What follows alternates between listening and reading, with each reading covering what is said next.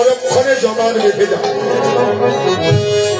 কিন্তু আমার কৃষ্ণায় অনুরাগের সোনা, যদি কোনো ভাগ্যবান ভাগ্যবতী ভক্তিরসের সুচন্দনে একবার অনুরাগের তাপ লাগাতে পারে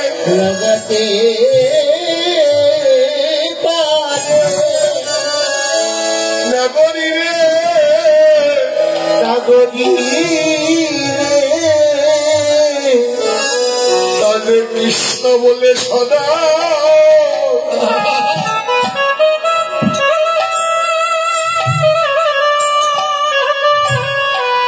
সদয় নয়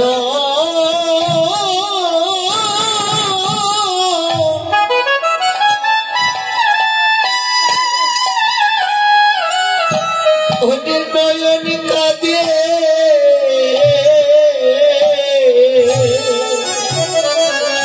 লাগরে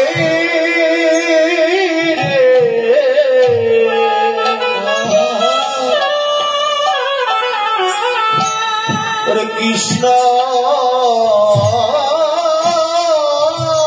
বলে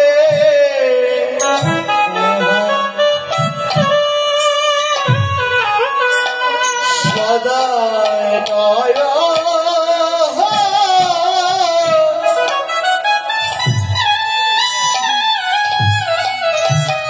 নয়নে কাঁদে নাগরী রে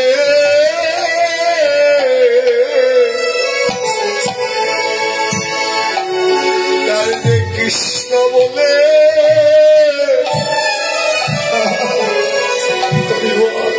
সদাই নয়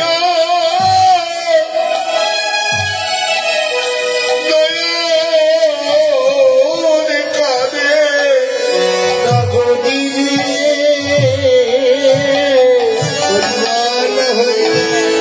ওটা কৃষ্ণ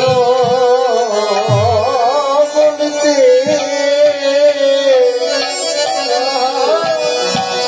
সদাই নয়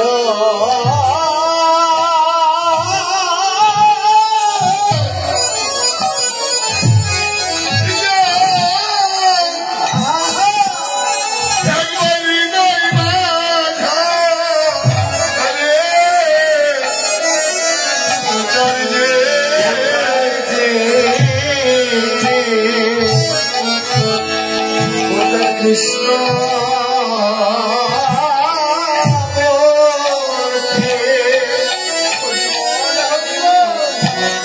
হরি নয়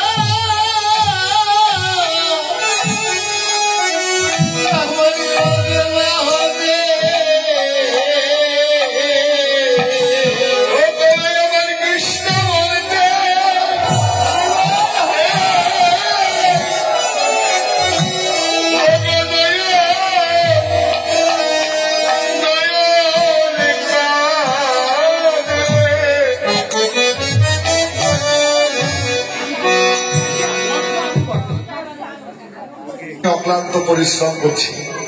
কেন? এরা কারা? স্বরূপ গোস্বামী মহাপ্রভুকে প্রশ্ন করেছিলেন, তুমি তো নীলাচলে এলে, তোমার নামের গুণে কত পাপী তাপী উদ্ধার হয়ে চলে গেল, সেটা আমি ভেবে রেখেছি। তুমি কি ভেবেছ? বলেন আমি থাকবো না, তাতে কি, আমার নাম থাকবে। আর আমি এই নদীয়ার স্তরে স্তরে কৃষ্ণ বৃক্ষরোপণ করে যাব। দেখবেন কমিটি দাদারা যন্ত্রণা সহ্য করতে না পেরে বলে আর কোনোদিন কীর্তন করবো না, কিন্তু কীর্তনের যখন সময় আসে তখন সব অভিমান ভেঙে আবার প্রাণ কেঁদে ওঠে। আমাদের গ্রামে সাধুগুরু বৈষ্ণব আছে, আমরা যত কষ্টই হোক ওদের চরণ ধরে গায়ে মেখে আমাদের দাবি প্রাণ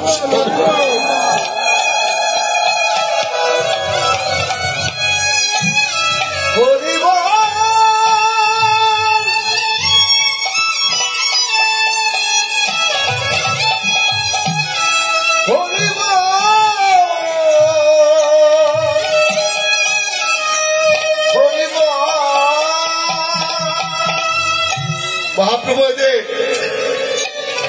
কৃষ্ণ বৃক্ষ রোপণ করে দিয়েছে, যাদের তলে আমরা একাত্র বসে কিতাবদগ্ধ জীব একটু কৃষ্ণ কথা শ্রবণ করছি।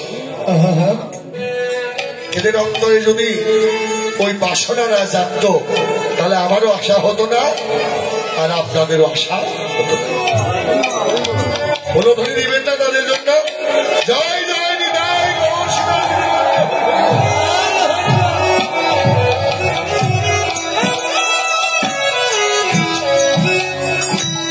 দিদি, সারাদিন পাখি খেলা করে তারা আপন তীরে ফিরে যায়।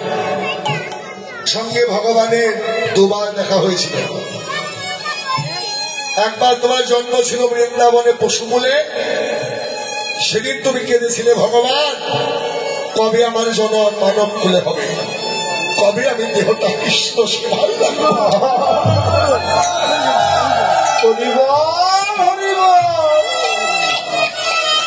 আবার দেখা হয়েছিল, ভগবান নয়নের জল সইতে না পেরে বলেছিলেন তোমার অন্ধকার জাম্বুদ্বীপে। আমরা সবাই জানি যে সন্তান গর্ভে আসলে মায়ের অনেক কষ্ট, কিন্তু শাস্ত্রে বললেন মায়ের চেয়েও কোটি কোটি গুণ কষ্ট হয়। ওই সন্তানের জন্মটা তো সামান্য কষ্টে নয়। এজন্য যারা সাধু তারা জন্ম চাইনি, আর যেন আসতে না হয়। এই 84 ফেলে যদি খুলতে থাকে তবে কষ্টে কষ্টে জীবনটা নষ্ট হয়ে যায়। সেদিন অন্ধকার জাম্বুদ্বীপে আমি দেখা দিলেন, কি চাও? তুমি আমায় তোমার কাছে নিয়ে যাও। ভগবান বললেন না, তোমার মতো দেহটা গুরুর চরণে শুতে দাও। গুরুর কাছ থেকে বাঁচার মন্ত্র শিখো, কৃষ্ণ ভজনে লাগাও। আমি তোমার পারের কান্নারি হয়ে ভব নদী পার করি।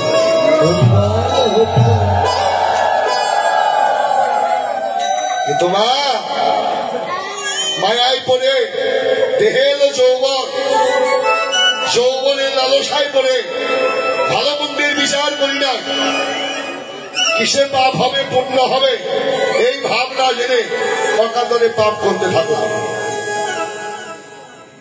যে বিন্দুতে যে কৃষ্ণ ছিল, যে জ্যোতিতে আমার এই অঙ্গ জ্যোতি হয়েছিল, সেটা কামনার প্রভাবে নিম্নগতি হল।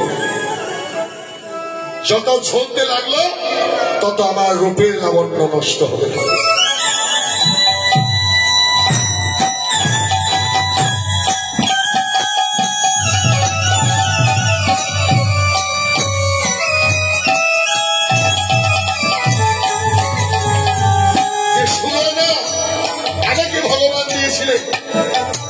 সেই 16 আনা রতি আমি প্রেমের হাতে লাগিয়ে ওই কামনার হাতে কেনা বেচা করলাম। ভেবে দেখেছ মা? টাঙ্গাইলের নওশীন স্যার বলছিলেন যে মা, আমি নয় তোমার গৃহ ত্যাগ করে গুরুর গৃহে থাকবো, তবু তো তুমি জানবে যে তোমার নওশের বেঁচে আছে। মা, তুমি তোমার কাম লালসায় ফেলে কোটি কোটি নওশেরকে যে মেরে ফেলবে, তাদের জন্য তো একদিনও কাঁদবে না। এই বিচার, এই জবাব তোমার দিতে হবে। এখনো সময় আছে। দেহ মন সব গুরুর চরণে সঁপে দিয়ে, গুরুর চরণে আশ্রয় দিয়ে একবার কৃষ্ণ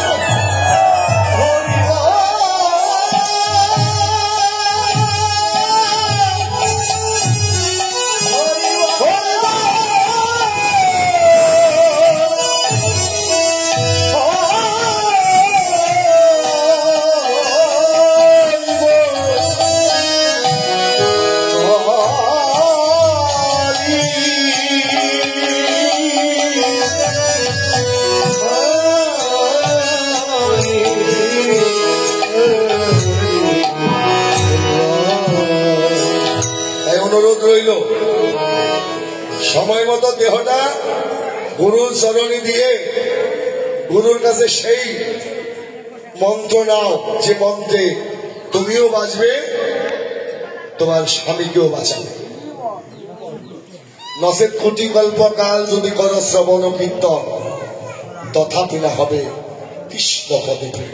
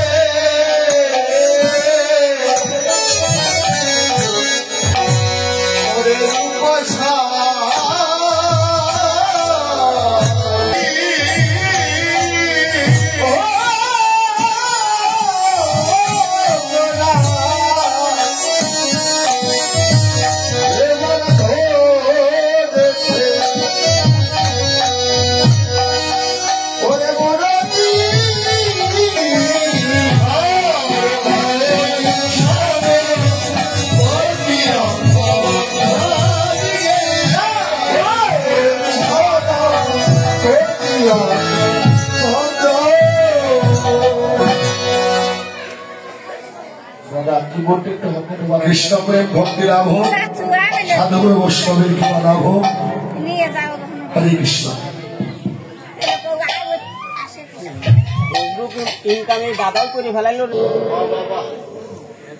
নিত্য যে ওই ধনকে রক্ষা করে, তিনি জগতে নিত্যানন্দ।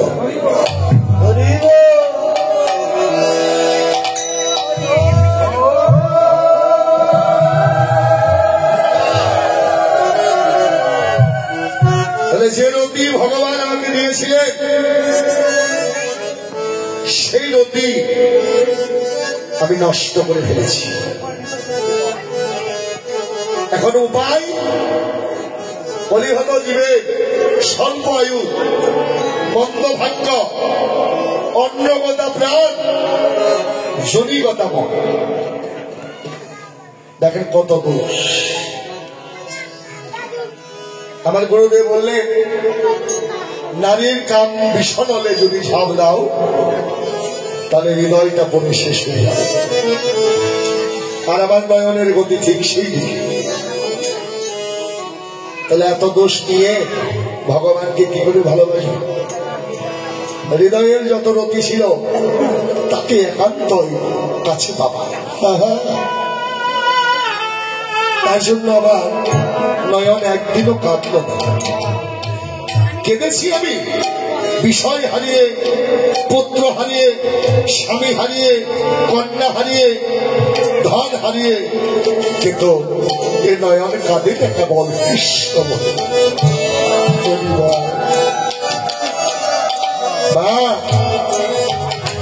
হৃদয়ের ভালোত্ব নষ্ট হলো।